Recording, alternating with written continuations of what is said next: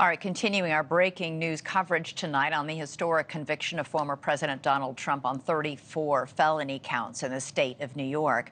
Trump said some remarks at the courthouse shortly after the verdict was read, but he's at a private fundraiser tonight in New York City and hasn't said much since then.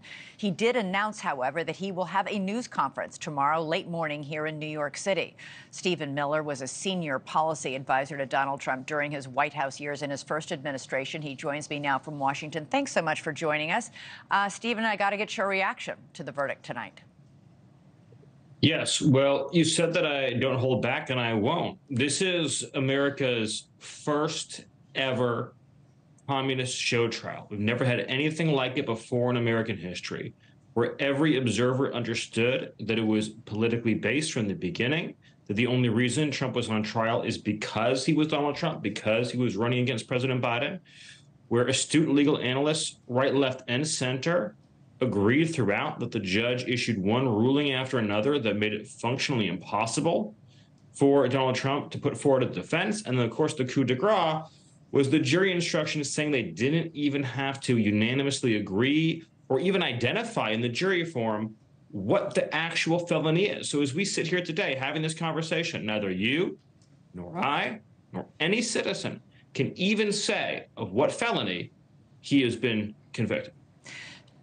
Former President Trump, like within moments of the verdict coming down, released a campaign video saying this is the final battle, vowing to throw out the, quote, sick political class and the fake news media, vowing he will liberate America from these villains once and for all. What do you think that means? Well, I don't have to think. I know exactly what it means. He's referring to an entrenched political elite, whether it be the financial class, whether it be elements of the business class, elements of big tech, and a permanent political bureaucracy in government that profits from and enriches itself at the expense of the American people. So whether you're talking about the business interests that get rich off of open borders, whether you're talking about the deep state bureaucrats that become powerful and almost have an extraordinary resilience to any democratic outcome because they stack the deck in their favor and they can't be fired, they can't be removed, they can't even be sidelined. And whether you're talking about politicians themselves who profit from insider trading, who make money off of incredible investment tips that nobody can explain, and then the class that gets rich off of foreign wars as well, too. They work in Congress, they fund foreign wars, then they leave, they work as defense contractors. And we know all of this. This is a parasitic political class that has had it in for Donald Trump from day one because he wants to smash all of that. Everything I discussed, he wants to smash it and put back in place a truly representative government that responds to, listens to, answers to everyday citizens, not the powerful, not the rich, not the well-connected, not the permanent bureaucracy. So I think it's exactly what I said is what he is saying. What do you think this verdict tonight will do for his base? It will not only energize his base. I mean, we're seeing that. I mean, the websites crashed. The donation websites crashed tonight. They're now back online.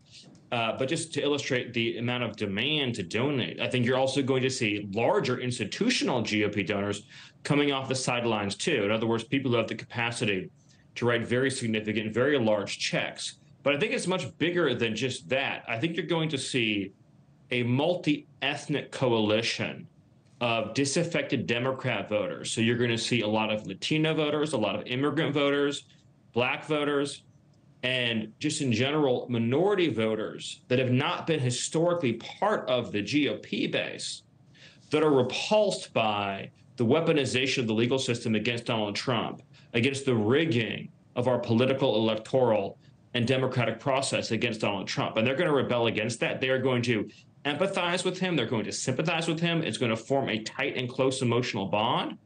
And I think that is ultimately, more than anything else, is what is going to propel him to victory in November, is that he's going to hold on to his base, but he's going to also expand it to include this working class coalition that we are seeing. And of course, the Biden campaign is quite terrified about. Stephen Miller, we will see. The next few months will be crucial. Thanks so much for watching. Go to joinnn.com to find NewsNation on your television provider.